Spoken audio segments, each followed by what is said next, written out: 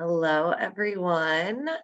Welcome to the Renfrew Center Foundation's webinar today, Grieving the Promises of Diet Culture and Recovery. For those of you who don't know me, my name is Erin Byerly, and I'm your Alumni Services Coordinator, and I'll be your moderator for today's online presentation. So before I introduce you all to today's presenter, Megan Brown, LMHC, the Regional Admissions Team Leader at the Renfrew Center, I want to go over a few announcements and just give others some extra time to join. So first off, we have registration open for our next 3 alumni webinars in April, May, and June. Our next alumni webinar will be presented by Chelsea Dorita, MSW, LCSW, primary therapist and alumni representative at the Renfrew Center of Charlotte. So Chelsea will be presenting on taking self-criticism and turning it into self-compassion during your eating disorder recovery. So check out the events page on renfrewcenter.com to register for Chelsea's webinar, as well as our other upcoming webinars and events. We're also still hosting our residential alumni support group monthly, with the next meeting scheduled for Tuesday, April 25th from 4 until 5 p.m.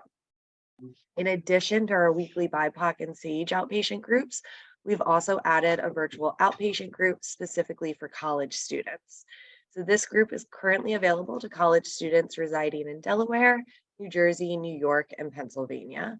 So if you're looking for more specific support related to your life and recovery, reach out to 1-800-RENFREW if you're interested in learning more about these groups.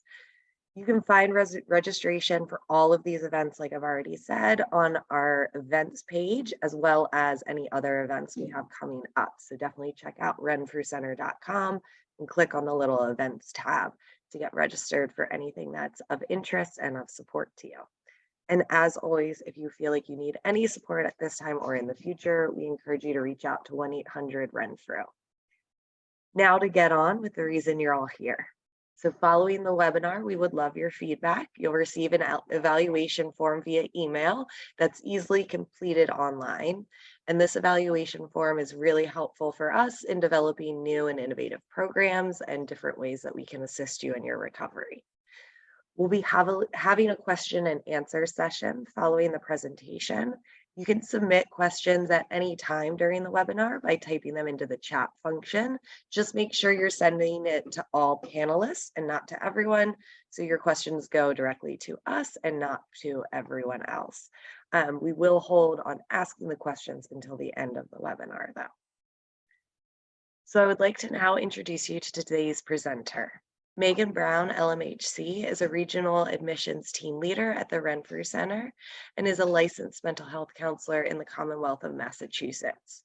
Megan received her bachelor's degree in psychology from the College of William and Mary, where she engaged in research on body image improvement and eating disorder prevention in college-aged women.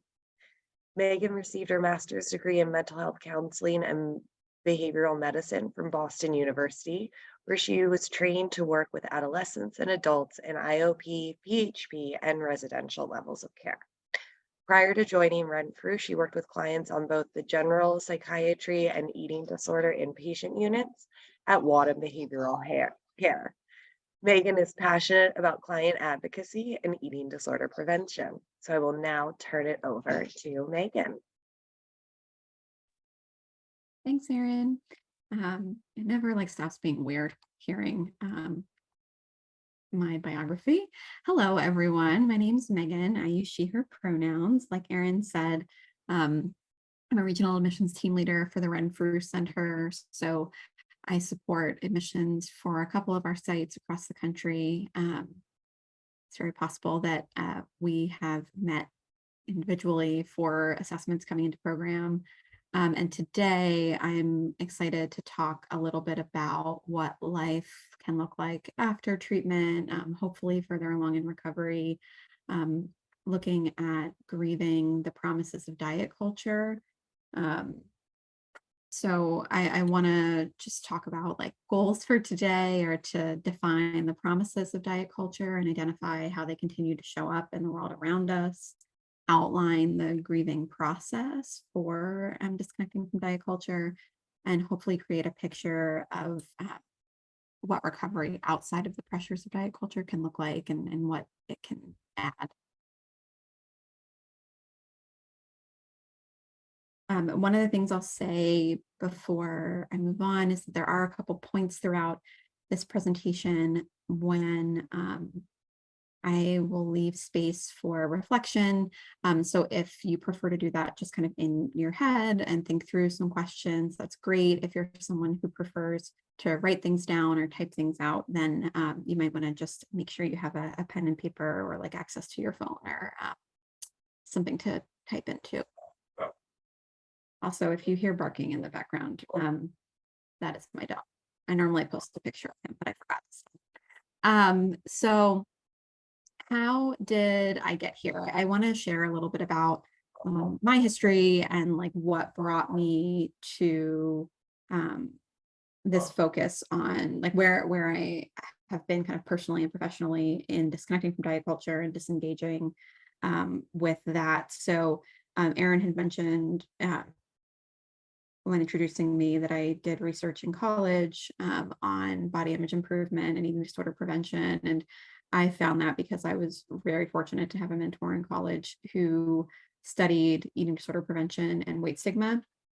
And that led me to being able to implement body image improvement programs on campus, really thinking kind of individually, how are people talking about their body? How are people engaging with the thin ideal?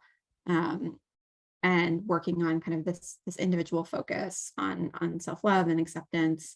And as a clinician, I continue to focus on that, but also have really become invested in things like health at every size as a mentality, body justice, and fat positivity, and continue to look at the systemic ways that diet culture and the thin ideal are really present and putting pressures on people day to day, and who that is potentially harming. So if we're going to talk about diet culture, we should probably know what we're talking about. I have a definition here by Christy Harrison, who's an anti-diet dietitian. She has a lot of great resources available, books, podcasts. Her Instagram's great. So she defines diet culture as a belief system that worships thinness and equates it to health and moral virtue, promotes weight loss and maintaining a low weight as a way to elevate social status, and demonize certain foods and eating styles while elevating others. It's a lot of words to say that diet culture really promotes thinness as more worthwhile and more virtuous, and that the way to show that virtue is to seek weight loss or maintain a low weight, and that there are perceived or real rewards in that for people. So what does diet culture tell us? Diet culture tells us that we're empty or broken or flawed, and that it has the way to fix us. So I've represented that here with this bucket, right? Diet culture says, oh, you're empty, let me fill you up. And not only does diet culture say like you're empty, but it really builds this belief that what we're presenting as is wrong. And it does that to make us buy into buying things. So insecurity is really profitable. When I look at this, I think about something like cellulite, for example, which is just a way that fat tissue like lays underneath someone's skin and isn't really a problem and isn't really something that needs to be fixed. And in the late 1960s, someone decided that that was a problem and started marketing all sorts of quote unquote solutions to a problem that no one had ever known that they had, that had never been labeled a problem before. So diet culture kind of identifies things that just exist or that don't exist as problems, and then attempts to sell people solutions to those things. Diet culture is pretty persistent. So I'm always thinking about like, where does it show up? When does it show up? How is it showing up in our lives? Why does it keep showing up? Um, and it really shows up. I mean, I encourage you to think about this for yourself. Like, where do you see this in your life, in your day to day? I think as I was making this, I was noticing for myself, where does it show up in my life? Where do I see it? And I was really noticing it um, in grocery stores, right? Like especially around the beginning of the year, noticing it in the ads on, social media or like on my Spotify, for example. Um, Showing up in the form of like how people are talking about foods or exercise. And when I think about why it keeps showing up, there are a whole bunch of reasons I think that have to do with the promises of diet culture and what it does for us as people. But primarily at the core, I think diet culture keeps showing up because it is profitable. Um, and when I look at its persistence, I had said earlier that I have really been working on separating from diet culture personally, professionally, for a long time, for over a decade. And the example that sticks out to me most in my personal life that I've given to a lot of my clients when they're frustrated with how often diet culture still shows up for them, is that I'm someone who has really actively worked to, say I'm not interested in ads for exercise or weight loss. I'm not interested in seeing people's diet plans on like my social media. And on my private practice social media page, which is very like, I'm an eating disorder therapist, I'm anti-diet, less than 2 weeks after I gave birth to my son, on that page, I was getting ads for weight loss and exercise routines for like postpartum.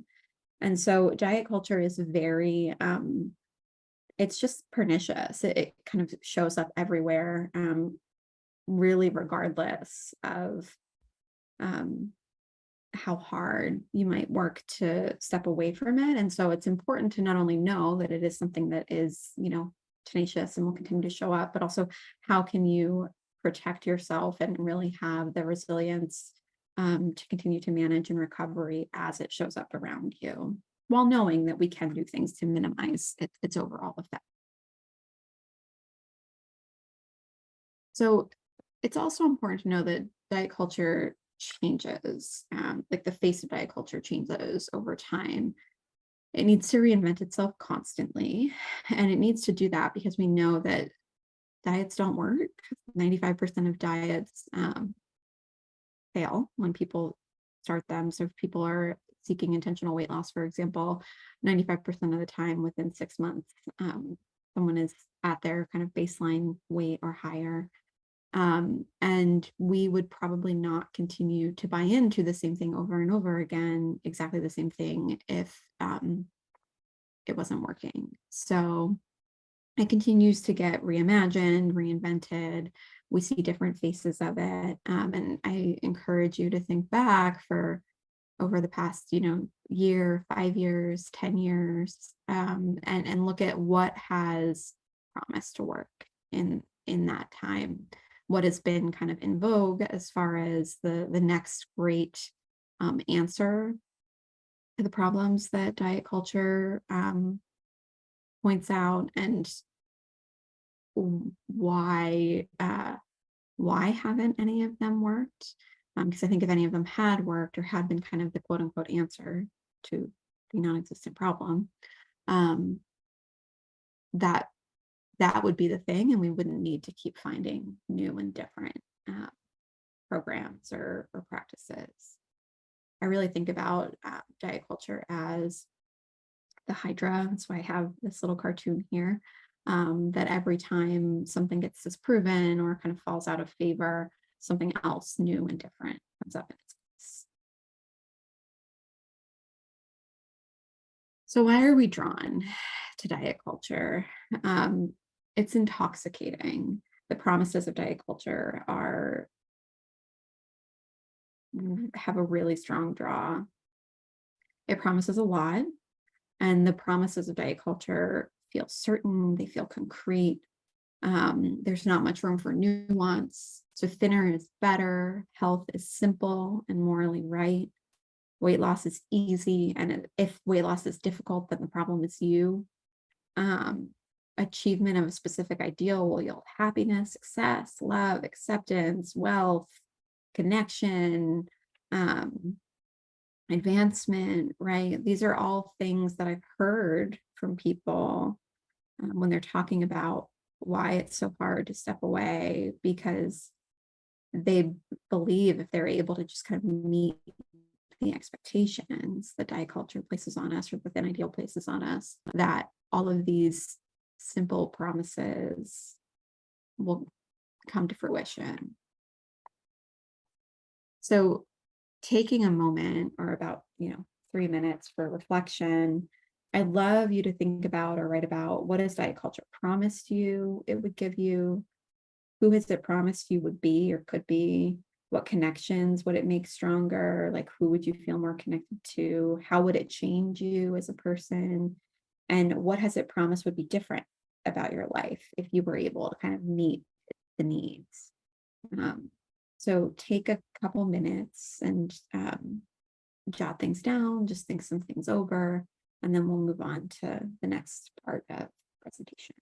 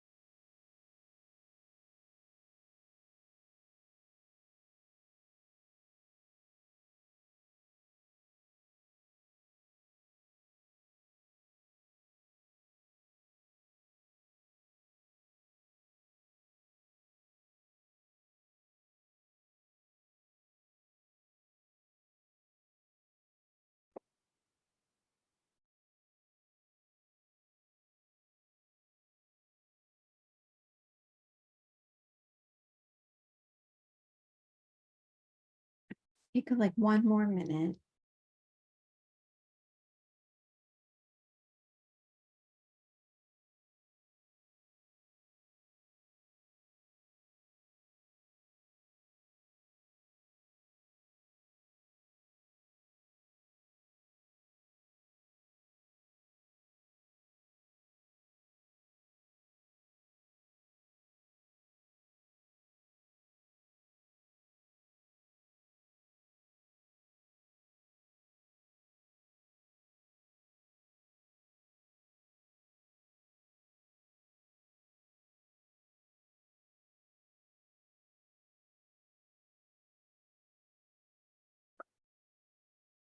I'm going to move on. One of the reasons it's really difficult to step away from diet culture is because we have to lose things to step away from diet culture. So what do we lose? What are the things we actually have to be okay with losing? So we lose certainty. We lose those really clear promises, or we lose the promise of certainty. We lose explanation. We lose connection. We lose a sense of kind of rightness or being like morally good. We lose external praise and validation if we step away from diet culture, from kind of doing the quote unquote right thing or the expected thing. And I think the connection piece is so important to focus on, because there is a way in which it is really socially normal to connect with people around diet, exercise, um, talk of weight. Um, and I see this especially with connections that are newer or more superficial. Um, and it can be really challenging if you don't know someone very well, or you're not particularly close to them, to feel comfortable or confident, like setting a boundary and not wanting to engage in diet culture discussions with them. It can feel easier to kind of go along with that that path of discussion to um, just decrease potential disconnection or decrease discomfort. I think it's also important to just note that we can't ignore how marginalization contributes to diet culture's draw, that there are people who experience much more pressure than others to conform to the expectations of diet culture. Um, People of color, um, folks who are fat, are experience so much more pressure to make their bodies fit a certain way because they inherently are not part of the quote unquote norm or the dominant body type. And so there is just a lot more pressure for some to engage in diet culture, and the perceived risks or real risks of disengaging with diet culture are much higher for some people. So if we disconnect from diet culture, what do we gain, or what can we gain? We can gain more authentic, deeper connections. If we're not talking with people about specific diets or exercise plans or weight management, then we leave space for other things, values, interests, ideas. We can gain time and energy, thinking about how much time and energy gets pushed into that engagement with diet culture. Really importantly, we can gain money or not lose money if we can step away from diet culture. We can get more freedom and nuance in our approach to life, kind of freedom with our time, freedom with our energy, freedom around our decision making, find nuance and be able to sit in the gray or with things that are a bit more uncertain or not as clear cut or concrete. And we can gain space for internal validation and self-assuredness in who we are and what our values are, and that we're aligning with them, um, and that we're doing what's best for ourselves by stepping away from diet culture, even if we might not get the same external validation from people for engagement with the thin ideal. So now I want to move into talking about the grieving process and what that can look like, what I've seen it look like for people who are grieving um, their eating disorder or grieving their engagement with diet culture. I've used the pretty standard stages of grief here to provide a framework. So looking at denial, anger, bargaining, depression, and then acceptance. And I want to go through not only what those look like, but the purpose that they might serve, and what to potentially do if you're in those stages. So denial is, often the first phase that people are in. No, like this is just saying that exactly what it sounds like, right? Denying that disengaging from diet culture is possible or good, right? No, this one works. This approach that I want to do is going to work this time. Not engaging with diet culture is not an option. Um, I've seen this for people, really often quite early in their recovery, or when they are a little further along in recovery, but are having a more difficult time. Denial is a really normal response to this.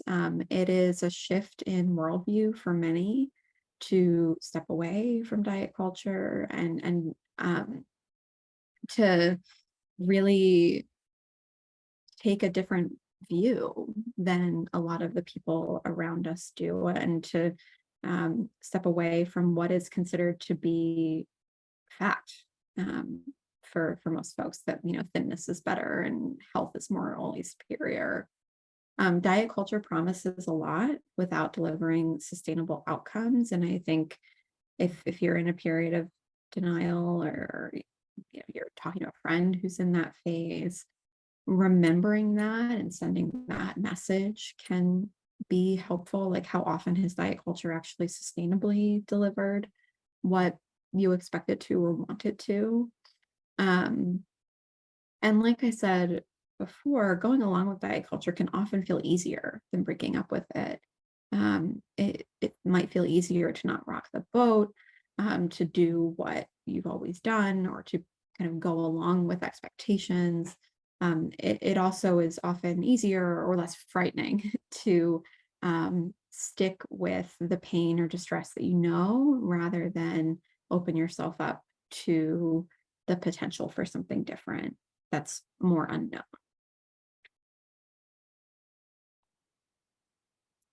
Anger's the next phase here. It can often be, it can be directed inwards, so towards yourself, frustration with yourself for um, having spent so many of your resources on diet culture, and the pursuit of it. It also can be directed externally, so externally towards the powers that be that are pushing diet culture, can be directed towards the people who are trying to support you and stepping away, because you might be flitting back and forth between anger and denial. Here, I think about how important it is to remind yourself that, like, there is plenty to be angry about, to validate yourself there, that um, a lot of the information that is kind of given to us as um, fact in diet spaces is not that well researched fact. Sometimes we're just being outright lied to. I think about how, for example, um, like the BMI categories in the 90s were changed, were lowered from 27 point something down to 25 by a bunch of people who had investments in the diet industry. And the primary reason was because 25 was easier to remember than 27 point something. And like, it's normal to feel angry about that. That's not a decision that is really rooted in health or science. It's important to find compassion for yourself amongst that anger, that you are a person who's allowed to make mistakes, and anger can be a really uncomfortable emotion to experience. And it's a resource. It's a resource to help you marshal energy, to be able to step away from or fight back against something that, might potentially be harming you. So bargaining is it's a sneaky phase of stepping away from diet culture. And it's really a way that it starts to break back in. Um, if you're, someone who's kind of gone through the ups and downs of recovery, know that recovery isn't always necessarily linear. It starts to sneak in the same way that some eating disorder behaviors or thoughts can sneak in, like maybe just a little. I'll stop with diet culture after this next thing, after this next trial, after this next chapter. Maybe I can just do both, is sort of like what I hear from people. And that's normal. It's completely understandable, to try to both hold on to diet culture and let go of it, to try to get the promises of both. I really encourage people, if they're in this phase, to remember the facts, to remind yourself that diets don't work. Diet culture makes promises that it can't fulfill. Um, to ask yourself, like, when has it worked for you, if ever? And then I really encourage people to think about, what are you hoping to gain with this compromise? What needs are you seeking to be met by trying to do just a little bit of diet culture or engage just a little bit with it? And can you meet that need in another way? So if I think about you have a new coworker, you like that coworker, or you want to be friends with that person, and they just can't stop talking about whatever diet they're on. Maybe you are thinking, well, if I can just maybe I'll just talk to her a little bit about this. Maybe we'll kind of follow the same, you know, plan for lunch for a couple weeks, and then we'll be friends, and I can stop and it'll all be okay. So in that case, we're thinking about the need is connection, right? And is there another way that you can find connection with this person? Um, Whether it's, the shows you watch, the movies you like, the music you listen to, can you find connection around doing an activity together outside of work that's not food related?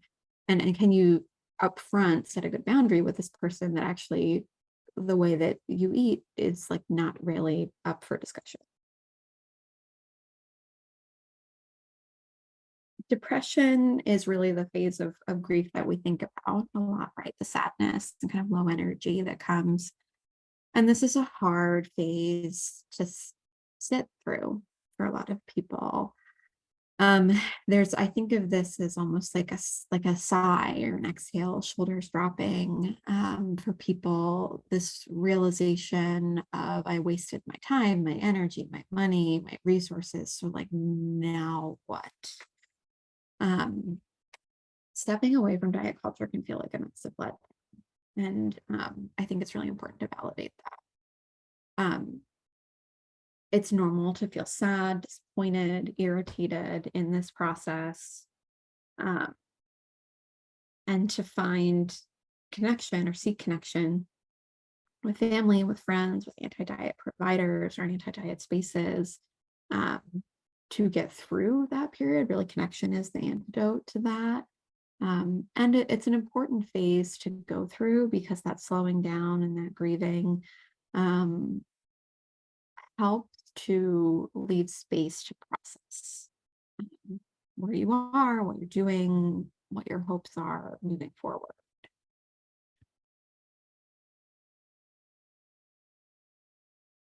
Then we talk about acceptance. This is the spot we want to get to for this process. So acceptance really means recognizing that diet culture can't meet its promises. It's working to disengage from it. Um, Acceptance isn't really a permanent destination. Diet culture, as I pointed out earlier, is kind of tricky, it's sneaky, it's tenacious, it keeps showing up and keeps showing up in new ways. Um, and it is a really normal part of just going through life and trying to disconnect from this to fall back into diet culture at times. And I think it's important to know that and to normalize that for yourself. Things that are helpful are to seek out anti-diet and fat positive spaces.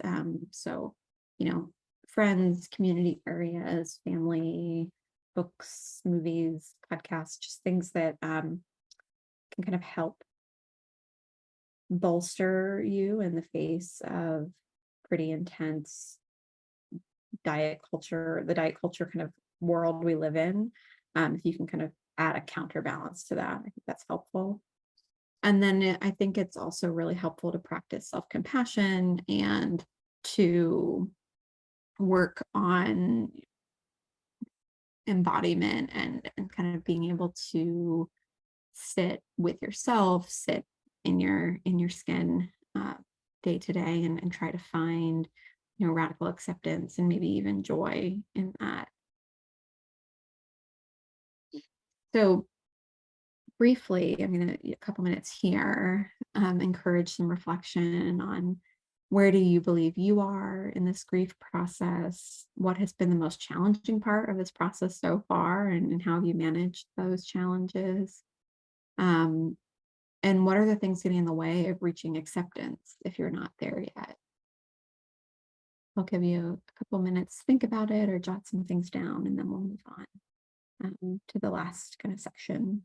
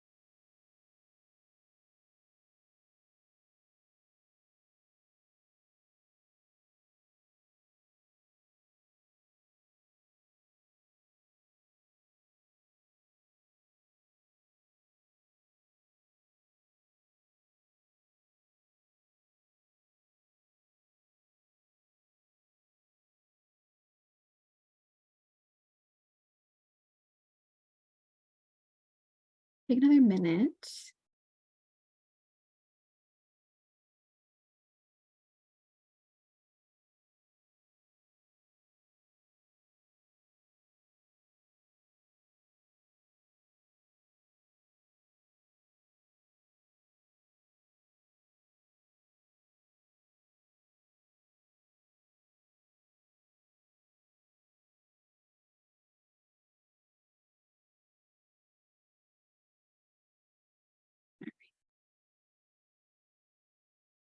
So last but not least, I wanted to just spend a minute talking about embodiment and how that might assist in feeling more comfortable or confident in your own skin, build up that foundation around stepping away from diet culture and feeling comfortable doing that. So, embodiment can feel similar to mindfulness, or it's kind of talked about similarly to mindfulness in a lot of ways.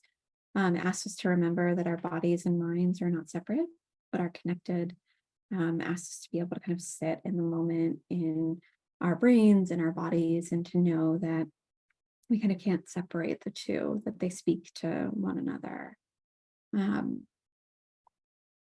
so, a starting point for embodiment, and there could be a whole webinar about this, but starting point for embodiment is to really think about taking up space. So, diet culture often tells us that smaller is better, like literally taking up less space is better, but also taking up less figurative space is better, being quieter, um, not kind of it being a problem for people. um, it's where I think a lot of folks end up apologizing for things, over apologizing for things, or just like saying sorry for kind of having needs. So we want to start with taking space, um, both physically, like just being okay, like not always being like kind of the smallest form in the room, but also allowing allowing ourselves to get our needs met, ask for what we need, and kind of be present in our lives. Um, Another place to start is really to plant your feet on the ground. So any of you who've done in particular in-person programming with Renfrew probably remember that this is a really core part of our process. We're really asking people to plant your feet on the ground, be able to feel the soles of your feet on the ground. If that isn't possible for whatever reason, we ask people to kind of ground in their seats, or really feeling connected to the earth under you. And that is really a starting point for feeling more comfortable and confident and aware of your like just physical self in space. Um, I encourage people to like shift your language around your body. So knowing that um, just because your body is or is not acting in a way that you want it to, or how you think it's supposed to, doesn't mean that there's anything necessarily wrong with it. Um, we want to learn to listen to our body. So learn to pay attention to our body's cues around needs, so hunger, fullness, paying attention to pain, tiredness, thirst, and know that it's okay to listen to and then respond to the needs of our body, rather than sticking with more of this kind of mind over matter, like my brain can force my body into submission mindset. And then the last starting point for setting that foundation for embodiment is seeking out sensory experiences. So that might be finding joyful movement in the form of, some sort of exercise or movement that is joyful for you and adds joy and pleasure. It might be making sure that you're spending time kind of attending to or being kind to your body by um, doing things like having like a warm bath, or using lotion, or making sure that you like get the sun on your face and kind of basking in that warmth. And I use those not as kind of the superficial, like self-care is bubble baths way, but in the way of paying attention to and um, building the really allowing your body to experience joyful and pleasurable things. Um, like I said, there could be a whole webinar on embodiment, but that's kind of the starting brief point that I have. And then last but not least, before we move on to questions, I have some reflection questions here. These are pulled straight out of a book, The Embodied Path, um, which is great if you want to learn a little bit more. So take a couple minutes. How does your body experience connection to others across time and space? What is one thing you can do today to celebrate a part of who you are that rarely gets prioritized? Um, what messages did you receive about your body as a child? What is one thing you can do today to be kind and affectionate with your body? What is something you loved doing in your body as a child? Have expectations and agreements taken away unencumbered joy in that activity? And what is your body doing when you experience yourself as pure breath and energy? Um, Take a few minutes, think about these things, and then we can move on to like the last slide or two and a question. So, like 3 minutes or so.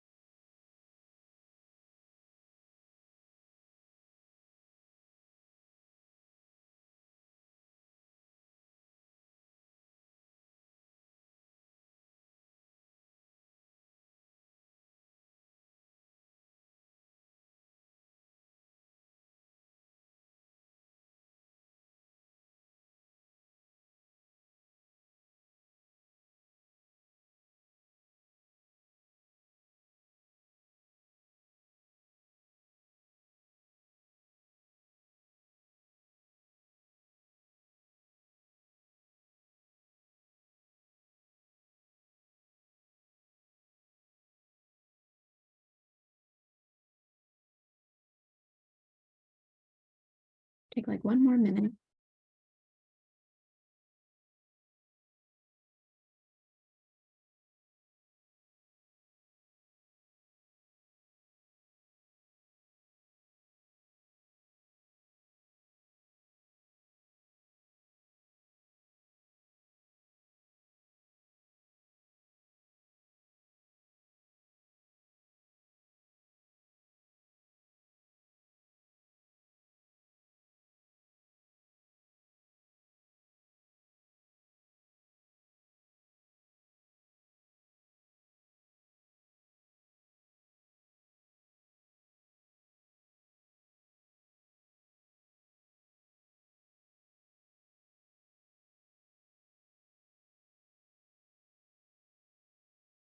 Okay. So, really, what I want to leave you all with is, as a general summary, is that it is going to be normal in this process to feel the pull of diet culture, for it to show up, attempt to suck you in, actually suck you in. And when that happens, if you're feeling low or kind of wondering about like your insecurities, focusing on them, I really encourage people when they're further along in their recovery, people I'm working with outpatient, to think about like who is profiting off of this, like, right? Who is um better for these insecurities, but you're literally profiting as in like who might be making money off of this, but also like who is getting something out of this, and oftentimes it's not um it's not you, it's not the person who's having the insecurities, it's someone else. Um, and to focus on like what it is that you think you deserve, and what you might have gained along the way as you stepped away from diet culture.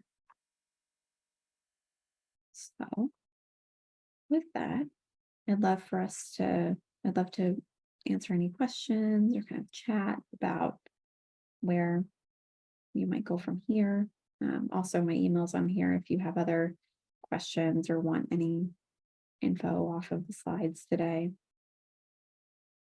Megan, thank you so much because I feel like this is such an important topic to discuss. Like, Mhm, we do talk so much about diet culture kind of throughout treatment and in recovery, and this idea of like, it is a loss when we kind of mhm, take ourselves out and kind of put ourselves in, mhm, we'll talk about sometimes being a counterculture of mhm, anti-diet. mhm, Um, and so I think this is so important. So, like Megan said, this is a great time to please add questions using the chat function at the bottom or the Q&A function, whichever one is easier for you, and we can get to those. But to get us started, I mean, what are some of the resources, Megan, you would recommend for like adding mhm, anti-diet spaces into somebody's day to day, just to kind of make mhm, that more of mhm, a, mhm, a piece of our day as mhm, opposed to something mhm, we kind of mhm. have to seek out? Yeah.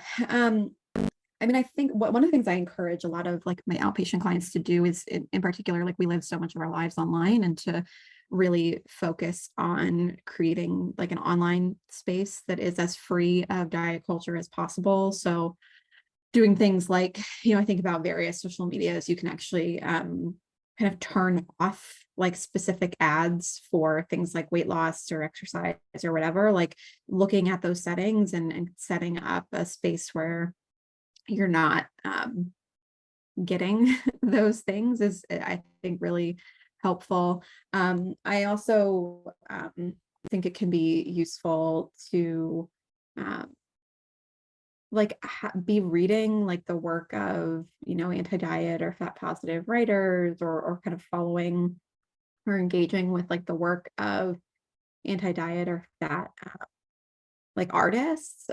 So that like comes up a lot. I recommend that for a lot of people, and like have, for example, like the work of like fat artists in my home, in my office, that I think is really useful. Like very concretely, like I really like the podcast Maintenance Phase by Aubrey Gordon and Michael Hobbs, and that's a I think just like an excellent resource to just add to like your every other Tuesday listening for people. Um, a whole bunch of, I mean, there's a whole bunch of great books, like people I could recommend on social media that I'm happy to share with people um if they're interested. But Aubrey Gordon is like one of my favorites. So she's a good person to look into, and read her work. Yeah, I love that. That's great. Somebody brought up this idea of one of the ways, I really notice diet culture is in stores, in restaurants, nutrition labels, Yeah. calories on things. How do you kind of Yeah. suggest navigating that when you're trying to take this anti-diet stance? Mm. It's so hard. And I feel so frustrated. The anger comes out as a resource for me, I hope. But I think, you know, one of the things I stick on frequently, especially with things like, calorie labels, is just trying to remember that like that actually doesn't tell us all that much. Like, calories are a unit of energy. Like they're not a unit of like how dangerous food is for our health and well-being, even though there are many ways in which we are told that. There also isn't really a standard. I think like I was blown away when I learned that there's like not really a standard for like accuracy around calories. Like I think they only need to be within like 10 or 20% of what's accurate. So like what you're seeing is potentially not right. Like the information that's out there is potentially not even accurate. And so that's what I often like work on with people, is like not making decisions based on what is probably not great information. And just the reminder that like it doesn't actually tell you all that much at the end of the day. Yeah. Yeah, I think that's so helpful to know, like, that it's like this that reminder that it's like, "Hey, you've been told that this gives you information, but, like, what information is it What actually giving information are you you?" getting? Hmm. Yeah. Um, so what about, like, having those conversations? Because we know these come up kind of with the doctor, Hmm. um, that, like, you don't wanna talk about diet or weight with them, or if you're having Hmm. to get weighed, maybe because you're Hmm. weight restoring or because your doctor's Hmm. requiring it, Hmm. how do you kind of Hmm. handle that? Hmm. Hmm. Yeah. So I think for on getting weighed overall, I really encourage people to um, ask if getting weighed at any appointments is medically necessary for like the purpose of your visit that day. And so obviously if you're in a place where you're weight restoring, or I'm thinking about, there might be other reasons why you might be getting weighed, like late in a pregnancy, or before you go in for like a medical procedure where we're looking at dosages of things, right? Like that. But if you go into the doctor's office because you have like an ear infection, they probably don't need to weigh you. So really building up the language around like, I'm going to decline my weight today. And obviously some doctor's offices are going to give pushback. Though I know that like anecdotally, a lot of people have told me that they're actually surprised by like how easy it is to just say like, no, thanks. Um, or like you can put that I decline my weight. I think when it comes to like actually talking with doctors about like diet and weight, it can be really complicated. One of the things that has always stuck with me, like as a provider, is when I was talking with some psychiatrists who I worked with previously, who the clients they would work with would talk to them about like, well, you're a doctor, like let's talk about like the realities of weight nutrition. And they'd be like, well, I get like 6 hours of nutrition training in medical school, like go talk to your dietitian who got years and years and years of it. I'm not suggesting that you say that to your doctor, but like I think it's helpful to remember that like when it comes to nutrition, like the medical people who are tasked with talking about nutrition with us are maybe not the experts that we wish they could be. And to You can always say like, actually, you know what, I have a dietitian, or I'm going to work with a dietitian. I'd rather talk about, you know, say you went into the doctor because you're having knee pain and your doctor's like, well, if you just lost weight, your knee pain would get better. You'd be like, okay, like let's treat my weight as a non-modifiable risk factor. Let's just like treat it like it's going to be there, right? Like a history of diabetes or like a family history of cancer. We can't change that. What would you do if we couldn't change my I love that question. weight? Hmm. And it makes the doctor think, because I feel like so often that's almost their easy answer, and Hmm. it's like, again, like, Hmm. that doesn't actually do that much. Hmm. So I love that idea of being able to do that, and I know I was shocked when I learned that about doctors also, and I was like, "Then why are they talking to anyone about nutrition? What's Yeah. happening here?" Because we expect a lot of them, unfortunately. Uh-huh. I know. So, what can you do when you are like having conversations with people and they keep trying to connect over diet culture Hmm. and you really don't Hmm. want to? Like, Hmm. how do you set Hmm. those boundaries? Yeah, it's really hard. And I think it really depends on like your level of connection with someone. Like, if it's someone who you know very well, and you have a kind of a trusting relationship with, I think being like pretty upfront is always like a great way to go. Like, hey, like not really interested in like talking about food or weight right now, or like, my body or my like eating habits aren't up for discussion.